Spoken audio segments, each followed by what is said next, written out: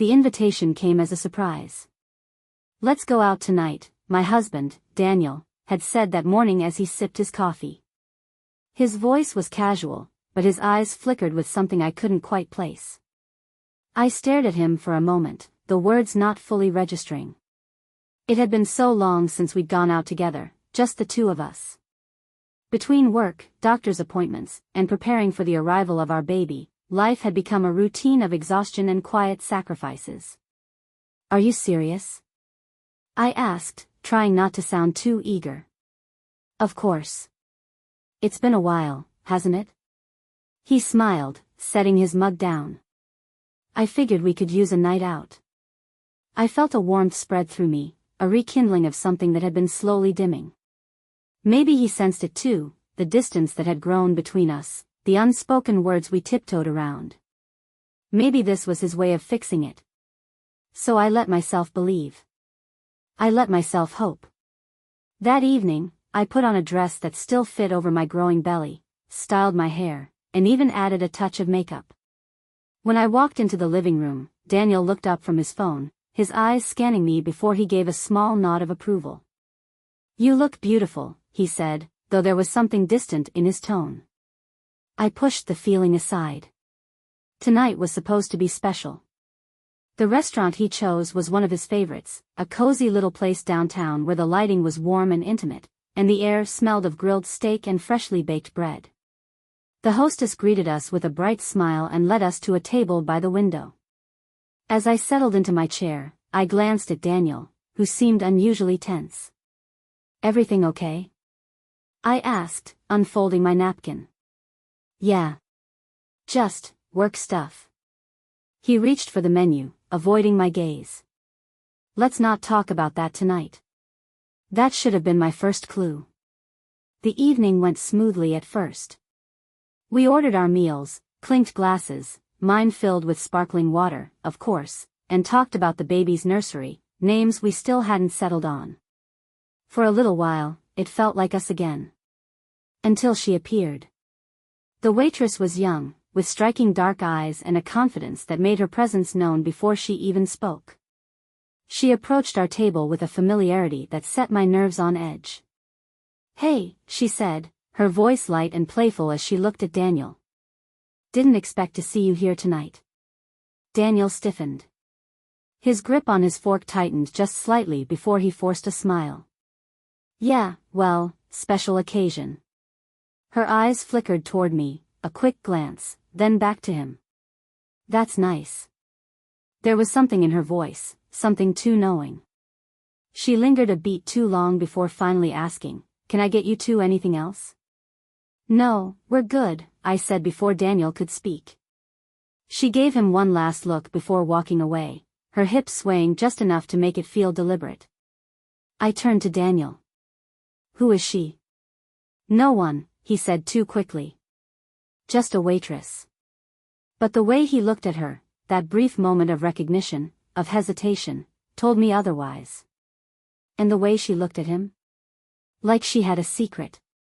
I wanted to push, to ask again, but I also wanted this night. So I let it go. For now. The rest of the dinner passed with forced small talk, my mind racing in circles, trying to piece together what I had just witnessed. By the time we finished dessert, I felt exhausted, not just physically, but emotionally. Something was wrong.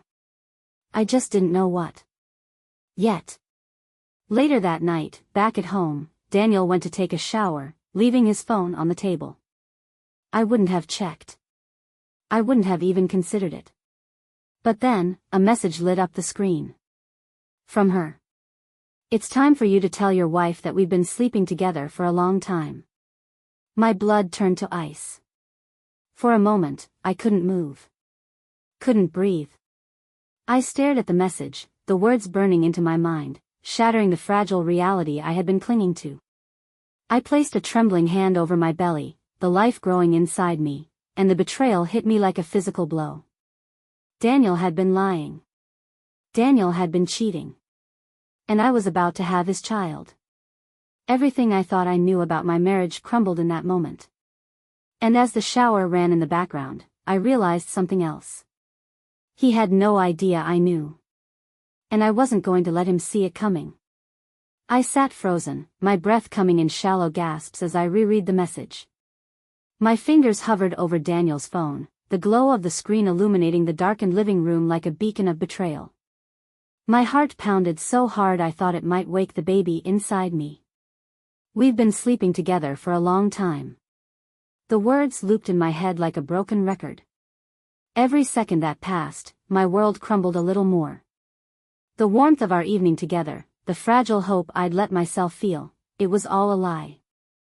The sound of the shower running in the background anchored me in reality. Daniel was just a few feet away, completely unaware that his carefully constructed deception had just shattered. My hands trembled, rage and heartbreak battling for dominance inside me. I wanted to storm into the bathroom, throw the phone at him, scream, demand answers, demand the truth. But something held me back. Revenge?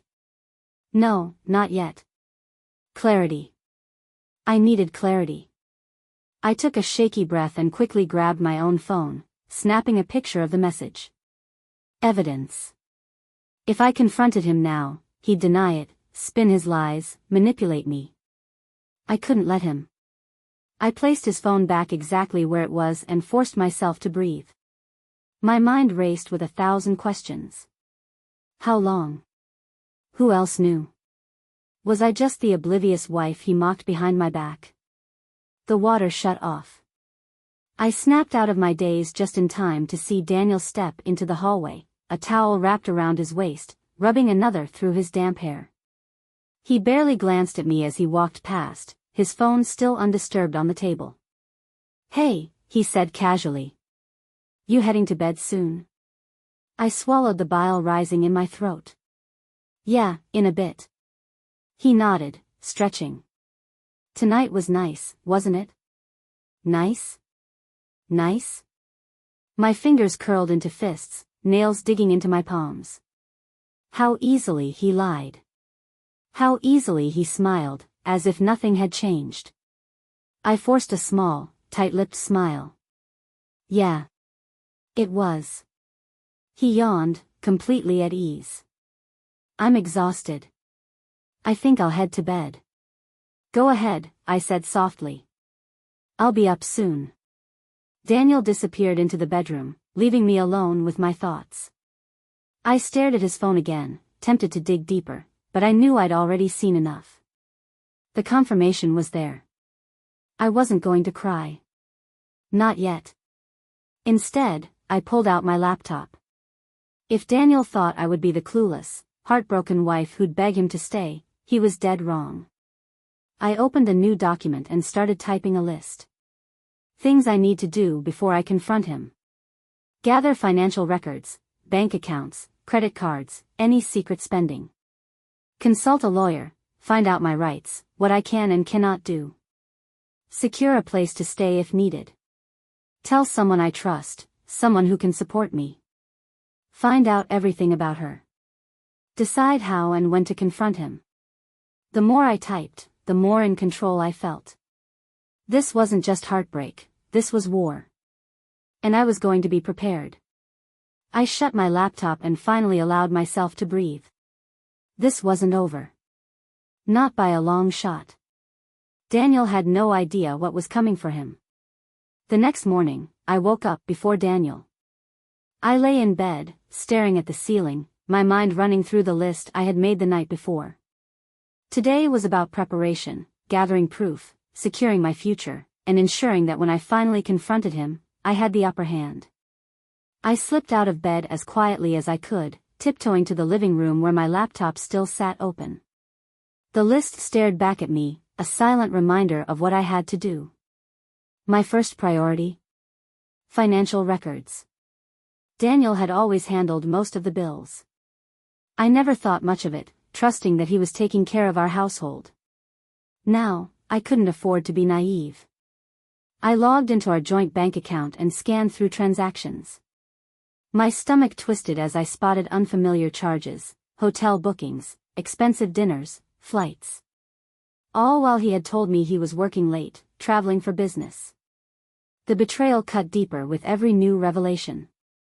I took screenshots of everything, saving them in a hidden folder on my laptop. Then I checked his credit card statements. More charges, more lies. A rage so deep and consuming boiled inside me, but I forced myself to stay calm. This was just step one. Next, I needed to talk to a lawyer. I searched for family attorneys in the area and found one with stellar reviews. I made an appointment for later that week, marking it down in my calendar. If Daniel thought he could walk away from this unscathed, he was sorely mistaken. As I closed my laptop, my phone buzzed. A message from my best friend, Claire. Morning. How was last night? I hesitated. Should I tell her? Claire had always been my rock, my voice of reason when emotions clouded my judgment. If anyone could help me stay strong through this, it was her. Not great. I need to talk. Can you come over? I texted back. Her reply was instant. Of course. Be there in 20. I exhaled. Telling someone else meant making it real, but I needed this. I needed her. By the time Claire arrived, I had already made coffee and was sitting at the kitchen table, staring blankly at the steam rising from my mug. She walked in, took one look at me, and knew something was wrong. What happened? She asked, setting her purse down. I pushed my phone toward her, pulling up the screenshot of the message from Daniel's mistress. Claire's eyes widened as she read it. Oh my God. That bastard. I nodded, my throat tight. And you haven't confronted him yet? No. Not yet. I need to be smart about this. I want to have everything ready before I do. Claire sat down across from me. Then let's do this right. You're not alone in this. For the first time in hours, I felt a flicker of hope. I wasn't alone. And when the time came, Daniel would realize just how wrong he had been to underestimate me. The weight of the secret I carried pressed down on me like a boulder. I had spent the morning going through financial records, securing legal advice, and preparing for the inevitable confrontation, but Daniel carried on as if nothing had changed. And why wouldn't he? He still thought I was in the dark. That evening, I watched him from across the dinner table. He scrolled through his phone between bites of food, pausing every now and then to smirk at something on his screen. Was he texting her? I wanted to snatch the phone from his hands and slam it onto the table. Instead, I gripped my fork tighter and took a slow, measured breath. Claire's words echoed in my head. Be smart. Be patient. You'll only get one shot at this. Daniel finally glanced up at me. You've been quiet today. Everything okay? I forced a smile, my heart hammering. Yeah, just tired. He nodded, seemingly satisfied with the answer, and went back to his phone. I clenched my jaw. Not for much longer, you smug bastard. Later that night, while Daniel was in the shower, I picked up his phone. I didn't have long, but I had already guessed the passcode, our wedding anniversary. He was a liar, but not a smart one. I opened his messages and quickly scrolled through his conversation with her. I miss you. Can you sneak away this weekend? Daniel, might be tough. She's been acting a little weird. She's pregnant, Danny. She's probably just hormonal. You said she never suspects anything. Daniel, she doesn't. But I don't want to risk anything right now. I'll make it up to you. I swallowed the bile rising in my throat. How dare they talk about me like I was some inconvenience? Like my pregnancy, our child, was nothing more than a speed bump in their disgusting little affair? I took screenshots and sent them to myself. Another piece of evidence. Another nail in the coffin. As I placed the phone back on the table, I made a decision. The confrontation was coming sooner than I had planned. The storm inside me was reaching its peak. I had spent days playing the part of the unsuspecting wife, collecting evidence, solidifying my plan. But after reading that last message, I knew I couldn't wait much longer. Daniel didn't just betray me, he dismissed me, reduced me to a hormonal inconvenience. That was my breaking point. The next morning, I woke up before him. Lying in bed, I stared at the ceiling, my mind racing through every detail of what I needed to do. Today, I was going to confront him. But not in the way he expected. I wasn't going to scream. I wasn't going to cry. I was going to destroy him. I spent the day finalizing my escape plan. The lawyer had advised me not to let him suspect anything until I had everything in order. By the end of the week, I would have my own bank account, a secured place to stay if needed, and a solid case against him. But before I left, I wanted him to feel just a fraction of the betrayal I felt. That evening, I set the stage. I prepared dinner as usual, plating his favorite meal, steak, mashed potatoes, and garlic butter asparagus. I poured him a glass of red wine, even lighting a candle to give the illusion of intimacy. When he walked in, he looked pleasantly surprised. Wow. What's the occasion? I smiled sweetly. Just wanted to do something nice for you. He sat down, oblivious to the trap he was walking into. I watched him eat, sipping my water, studying his every move. Halfway through the meal, I tilted my head. Daniel, can I ask you something? He glanced up, chewing. Of course. I hesitated just long enough to make it look real. Are you happy? He blinked. Yeah. I mean, I guess things have been stressful, but overall, yeah. Good. I took a slow sip of water. Because I've been thinking a lot about our marriage. About trust.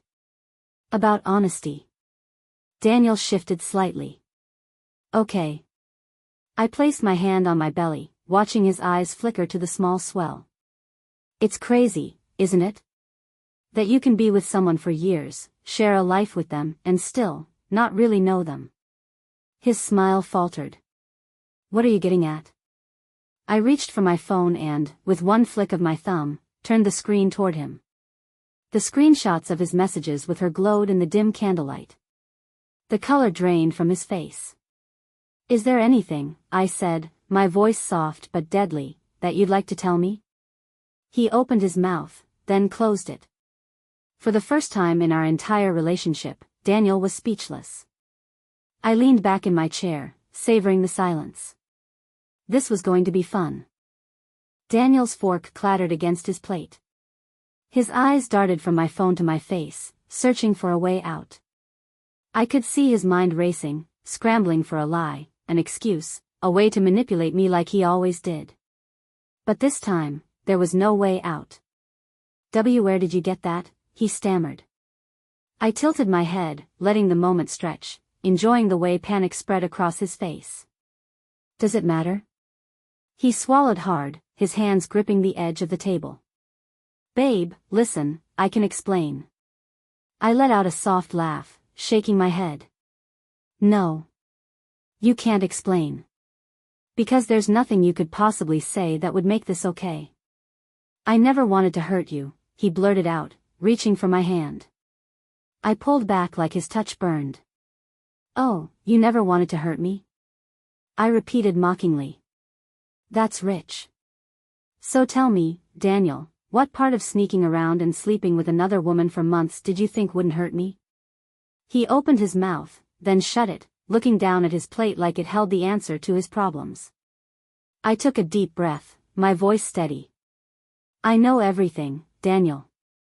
The hotels, the gifts, the trips. And don't even try to tell me it was just a fling, because I've read the messages. You love her, right? He flinched. That single reaction told me everything I needed to know. I smirked. You do, don't you? Silence. I let out a breathy chuckle.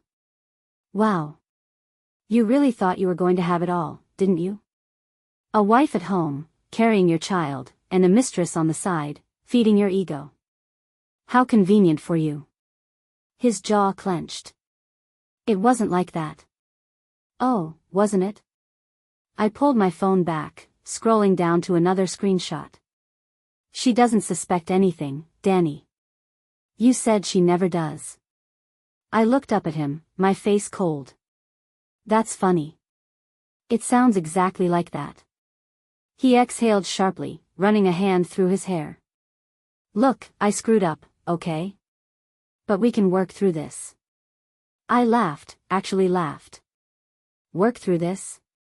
I repeated, as if the words themselves were foreign. Are you serious? He leaned forward, his eyes desperate now. I love you. I love our baby. I don't want to lose you. I stared at him for a long moment. Then, slowly, I stood. You already lost me, I said simply. Daniel's face crumpled. No. No, we can fix this. I don't want to fix this. My voice was eerily calm. I don't want to fix us. Because there is no us anymore. He sat there, looking utterly destroyed. But I felt nothing. I walked away, my head high, my heart steady. The storm had finally broken. And I was free. I closed the bedroom door behind me, pressing my back against it as I exhaled. My body trembled, but not from fear. From release. From the weight that had been lifted the moment I told Daniel he had already lost me. On the other side of the door, I heard him move, his chair scraping against the floor, heavy footsteps pacing. I could imagine his face, the realization settling in that his carefully balanced double life had just come crashing down. I had dreamed of this moment, of finally watching him squirm under the weight of his own lies.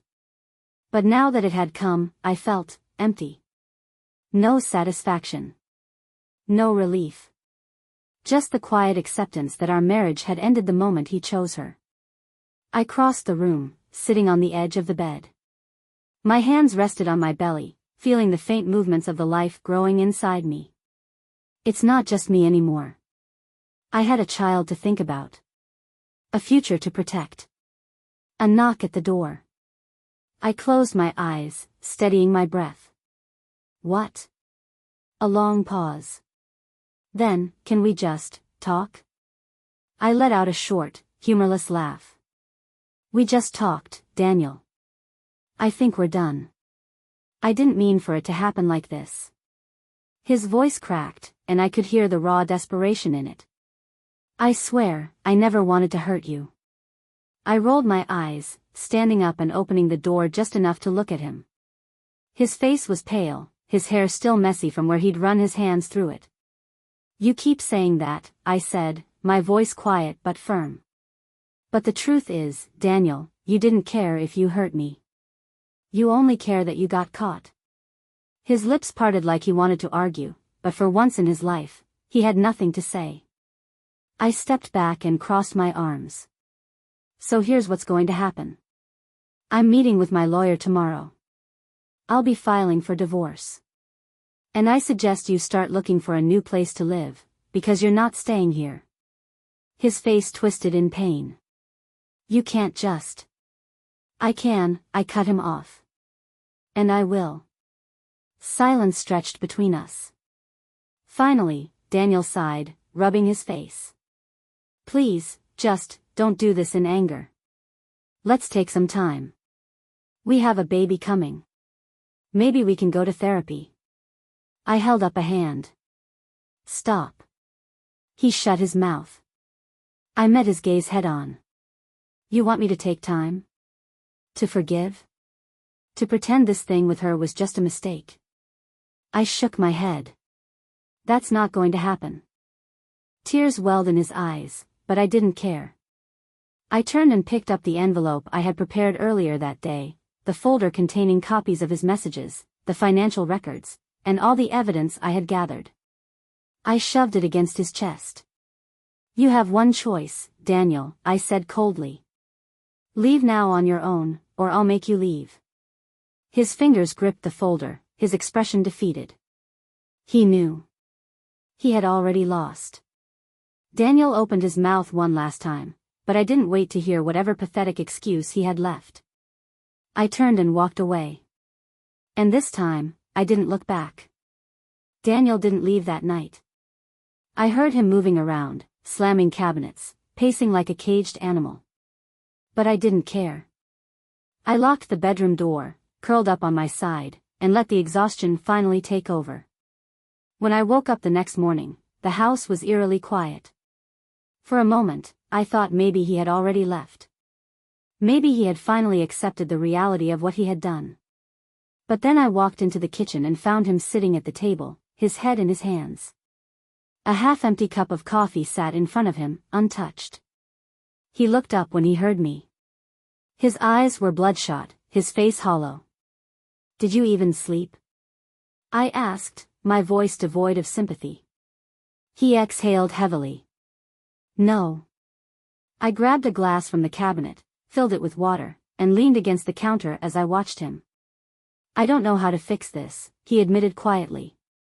I raised an eyebrow. "That's because you can't fix this."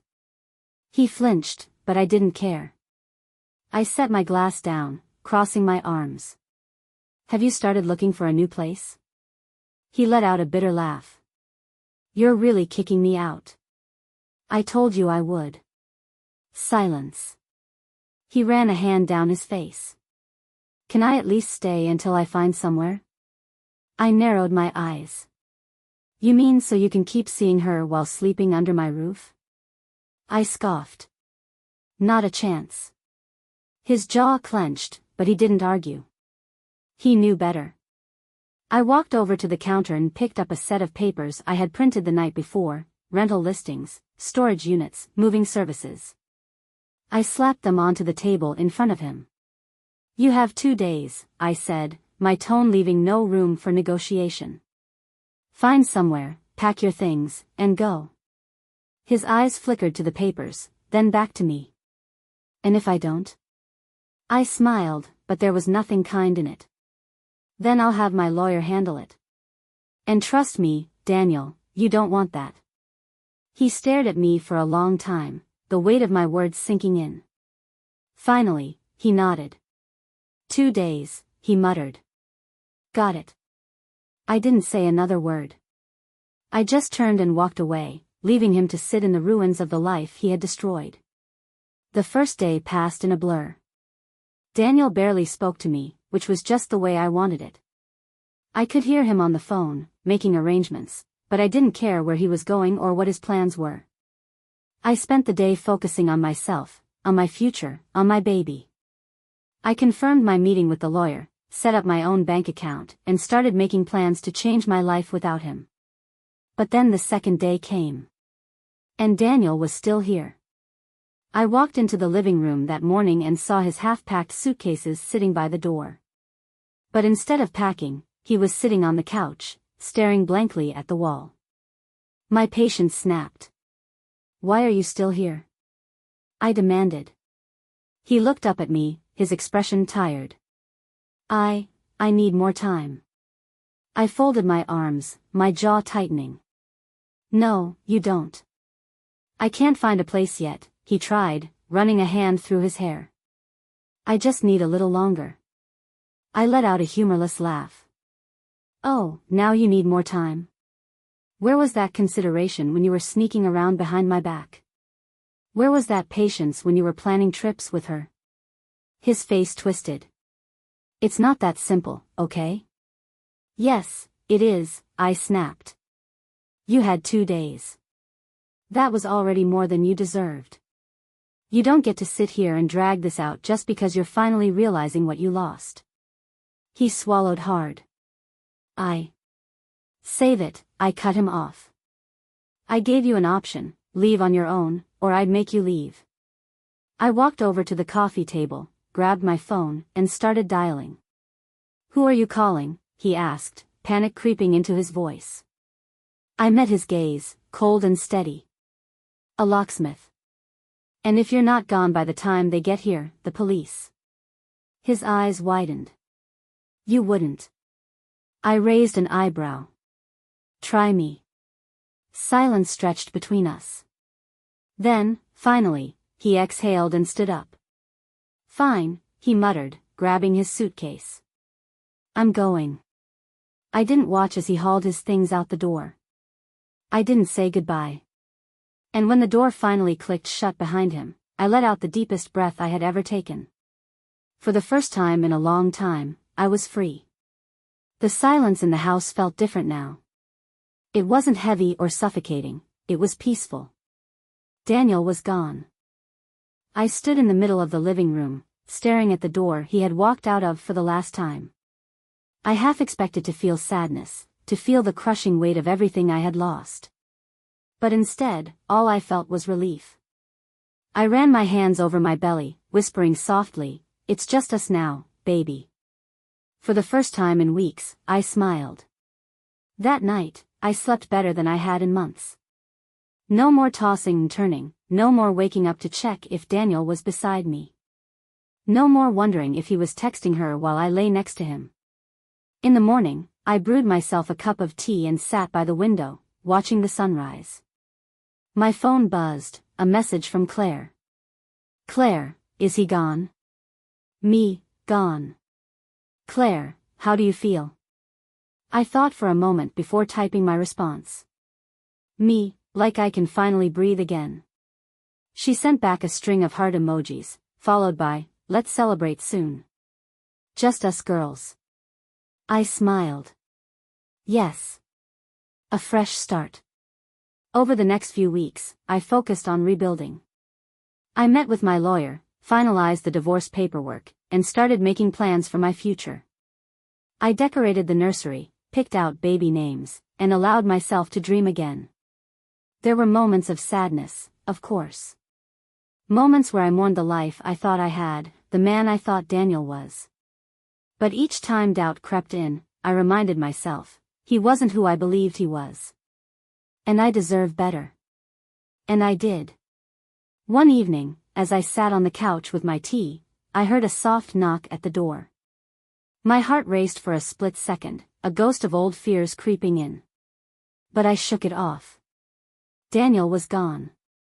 I opened the door to find Claire standing there, holding a pint of my favorite ice cream and a stack of cheesy rom-coms. "I figured you could use a girls' night," she said, grinning. I laughed, stepping aside to let her in. "You figured right." As the night went on, we ate ice cream, gossiped, and laughed until our stomachs hurt. And in that moment, I realized, this was what happiness felt like. This was what freedom looked like. For the first time in a long time, I felt whole. And I knew, this was only the beginning.